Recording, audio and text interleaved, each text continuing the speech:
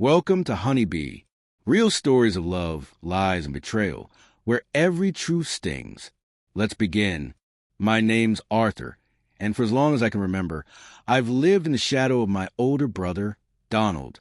He had an easy charm, good looks, and this natural way of fitting in anywhere.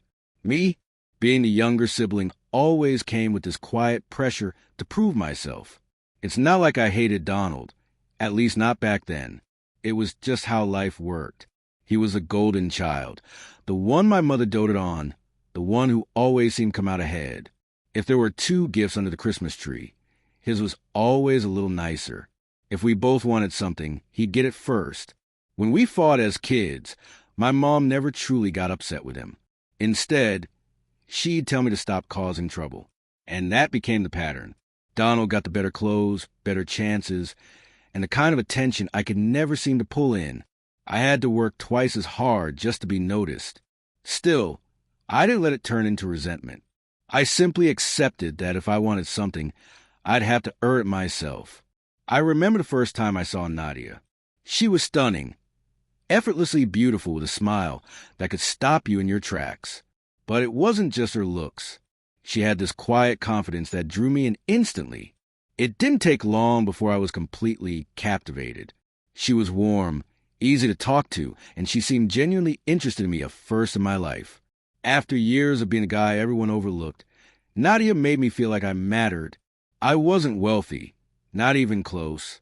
I was just a guy taking whatever jobs I could find. But that didn't stop me from doing everything I could to make her feel special. If I had money, I'd spend it on her. Dinners, gifts, little surprises to make her smile. If I didn't, I'd get creative, writing notes, planning simple dates, anything that showed I cared. Loving her came naturally, and I never once doubted that she felt the same. Back then, I believe I found something rare and real. But now I know I was the only one who felt that way. Looking back, the warning signs were there. One of the clearest was how excited Nadia got whenever there was a family gathering. At the time, I thought she just enjoyed being around my relatives.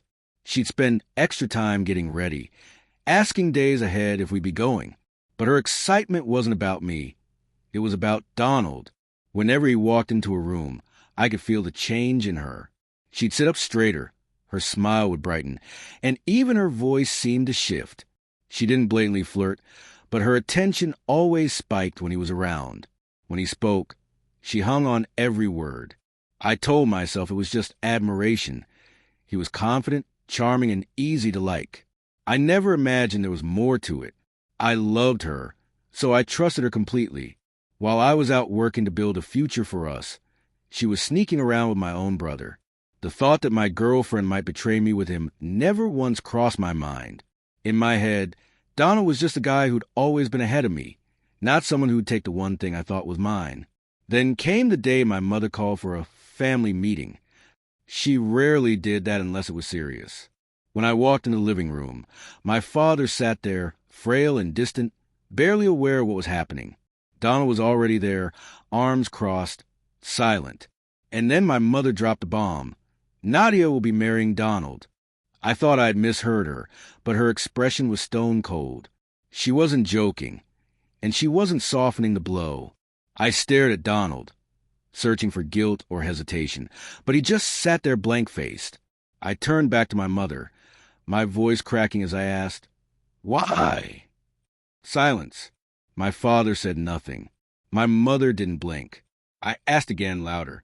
Nothing. In that moment, I understood the decision had already been made. I was there to be informed, not considered. I walked out without another word. My hands shook as I called Nadia. No answer. I texted. No reply. Another call, straight to voicemail. Then I tried again, and the line didn't even ring. She'd blocked me. I drove straight to her apartment. I could hear movement inside when I knocked, but when I called her name, she walked away. That was it. I left, feeling sick, and called my best friend. I told him everything. My mother's announcement, the silence, the betrayal. He was as shocked as I was. But what could he say? He told me to meet him at a bar. For the first time in my life, I wanted a drink just to shut my brain off. But no amount of alcohol dulled the burn of betrayal. I sat there, glass after glass, asking myself the same questions over and over. Why? Why did no one say anything? Why did she agree? Why was I so disposable?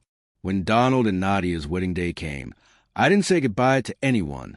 I sold my car, my furniture, everything I owned, and left town with a backpack and whatever cash I had. I went to the city where my cousin lived. We weren't close, but he had a couch, and that was enough. I worked any job I could find, construction, deliveries, warehouse shifts. I worked until my body ached, and then I worked more. I stopped trusting people, especially women. I didn't hate them, but I no longer believed in love or relationships. Every dime I made, I kept. No more spending to impress anyone. I focused on myself, ate well, learned new skills, and built discipline. Over the years, I met the right people, business owners, investors, mentors. I listened, learned, and applied everything. Slowly, I went from surviving to thriving.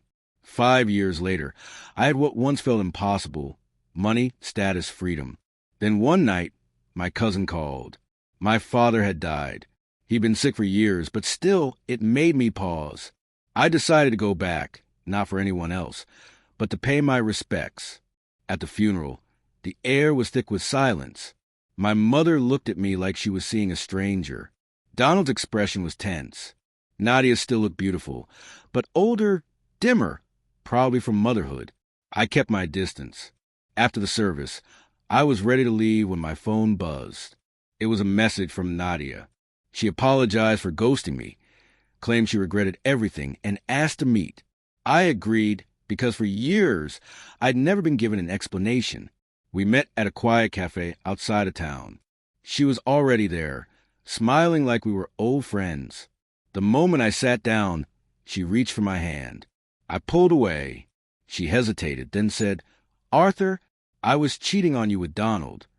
I felt nothing, no shock, no anger, just confirmation.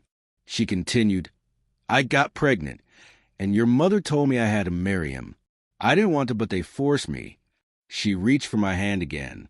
"I still love you." I didn't move. She sighed. "Life with Donald hasn't been easy. He never loved me the way you did." I stood. Now I know everything I needed to know. Have a good life. And I walked out. That night, I sat alone in silence. For years, I'd imagined this moment, hearing her side. But when it came, there was no relief, just finality. I realized I'd never truly lost anything. I'd gained clarity. Success, I learned, was the best revenge. I didn't need to hurt them back. The fact that I'd built a better life than the one they tried to cage me in, that was enough. Betrayal, I discovered, isn't just about being wronged. It's about seeing someone's true nature. And once you see it, you can never unsee it. Love? I'm not sure I believe in it anymore. Maybe I never will. But I do know this. My life is mine and I'm in control. And that's all that matters.